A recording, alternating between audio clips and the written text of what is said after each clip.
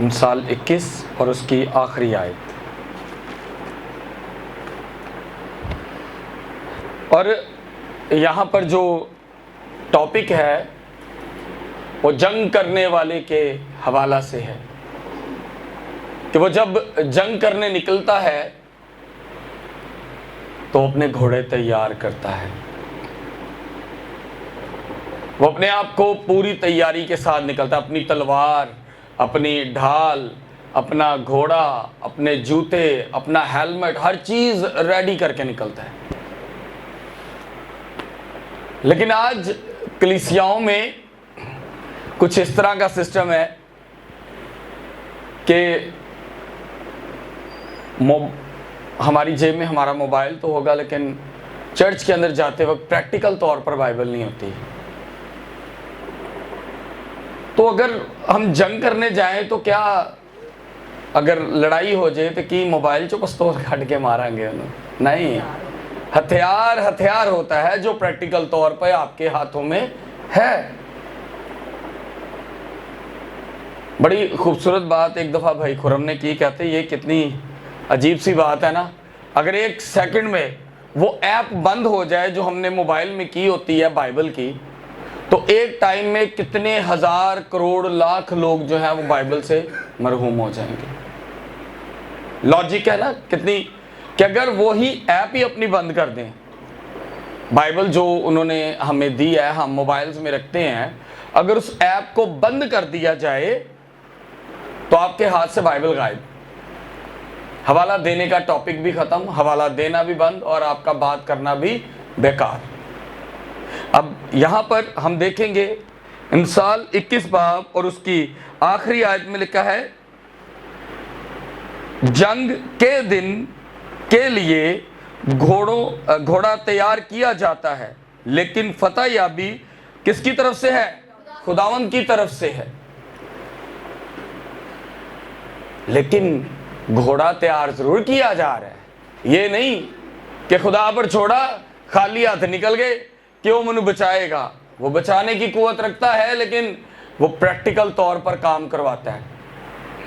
اگر آپ بائبل میں دیکھیں گے تو پریکٹیکل طور پر خداوند یسوع مسیح نے جو تھی خدا پاک نے جنگیں کروائی، اور ان جنگوں میں فتح یابی کے لیے بھی ان کو تعلیم دیتے رہے کہ کس طرح کیا کرو اور کیا چیز کرو اور کیا نہ کرو.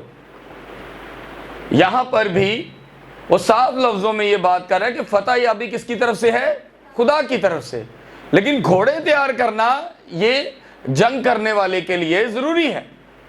اگر ہم نکلے گھر سے کہ جی آج میں خدا کا کلام سننے جا رہا ہوں یا میں کلام بیان کرنے جا رہا ہوں، تو اگر میں پادری ہو کے تو بائبل ہی اپنی کار چھڑ جاواں اور اتنے میں کلام شیئر کرنا ہے اور مزے دی گل ہوئے کہ اگے فیملی کول بھی نہ بائبل ہوئے، پھر بھائی صاحب نے کی جنگ کرنی ہے؟ نہ پادری صاحب کول ہتھیار تے نہ جنہ دے گھر جا رہے نے انہاں کول ہتھیار.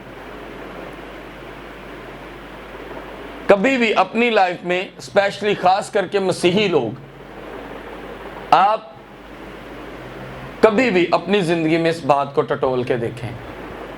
کتنے لوگ ہیں جو اس وقت گرجا گھر میں ہیں اور انہوں نے بائبل کو بذات خود خریدا ہے.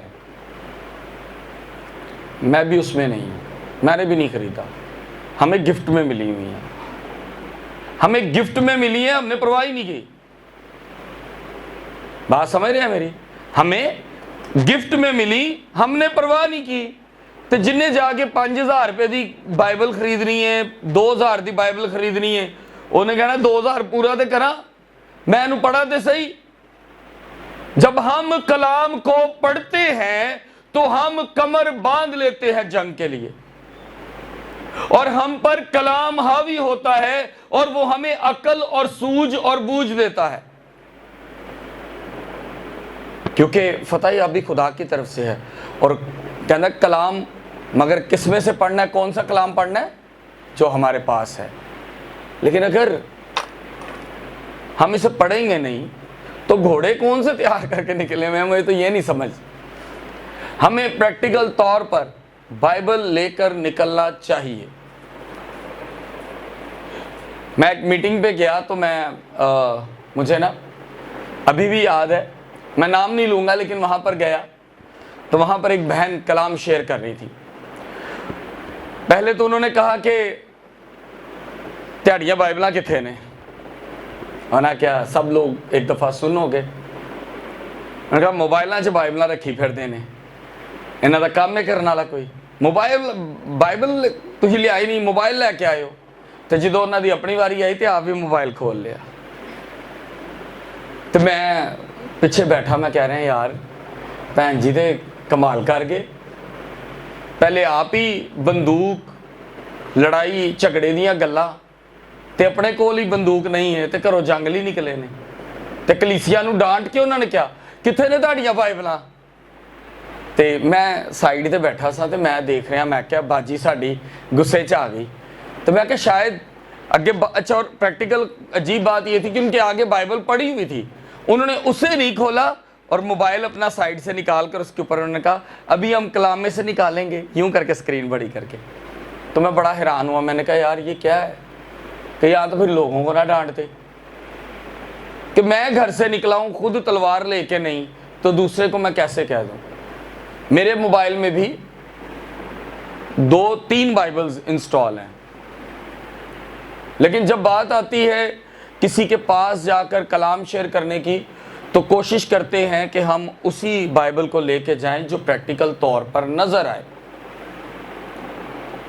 آج ہمارے لیے بہت ضروری بات ہے کہ اپنی کمر باندھنی ہے تو بھائی ڈب نال جڑی تلوار لانی اوریجنل رکھو، جدو کمر دے تے بیلٹ باندھے نے تے اودے نال جڑا ایک سوراخ ہوندا ہے اودے چ تلوار لگدی ہے، وہ تلوار ہی لگے گی اتھے۔ اگر ہم لوگ سکول جائیں اور ہمارے پاس بکس ہی نہ ہوں تو سکول صرف ہمارا جانا ہی ہوگا، پڑھائی نہیں ہوگی۔ جن کے پاس بک ہوگی وہ پڑھیں گے۔ اگر میں ہنر سیکھنے جاؤں اور میرے پاس، میں مثال دیتا ہوں، انیل بھائی کی بورڈ پلے کرتے ہیں، ان کے پاس کوئی بچہ آتا ہے تو آ کے آتا ہے جی مجھے کی بورڈ سکھائیں، انیل بھائی اس کو روز یہاں پر لیسن دیتے ہیں اور اس کے پاس گھر میں کی بورڈ ہی نہ ہو تو کیا وہ سیکھ جائے گا؟ وہ اگلے دن آئے گا، وہ پھر وہی سوال کرے گا۔ کیوں؟ کیونکہ اس کو وہ باتیں یاد نہیں رہیں گی۔ پریکٹیکل چیزیں بائبل کے اندر ہوئی ہیں تو ہم پریکٹیکل کی ہی باتیں کرتے ہیں۔ جس طرح میں نے لاسٹ ٹائم کہا تھا کہ وہ چاہتا تو پورے اسرائیل کو سیر ہی رکھتا، ان کو بھوک ہی نہ لگتی۔ وہ چاہتا تو اسرائیل اگر ایک کی نظر ویک نہیں ہوئی، وہ بوڑھے ہونے تک جوان حالت میں اور چست اور توانا رہا، کیا باقی کی عوام کو وہ نہیں رکھ سکتا تھا؟ وہ چاہتا تو وہ سب کر سکتا تھا۔ اور اسی طرح خداوند یسوع مسیح بھی، وہ ہاتھ اٹھاتے اور کہتے کہ یہ جو 5000 عوام میرے پیچھے ہے، ان کی چوائس کا، ان کے منہ میں کھانے کا فلیور ہو، تکا، کلیجی، بوٹی، جو ہے مانگ دے رہے ہیں، انہوں نے دو، بریانی مانگ رہے ہیں، شوارما مانگ رہے ہیں، جو مانگ رہے ہیں، ربا ٹھڈ بھر دے انہاں دے، بھر دیندا۔ مگر ایسا نہیں ہوا۔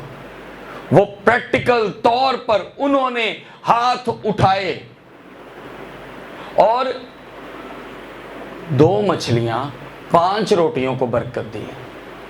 کیوں دی؟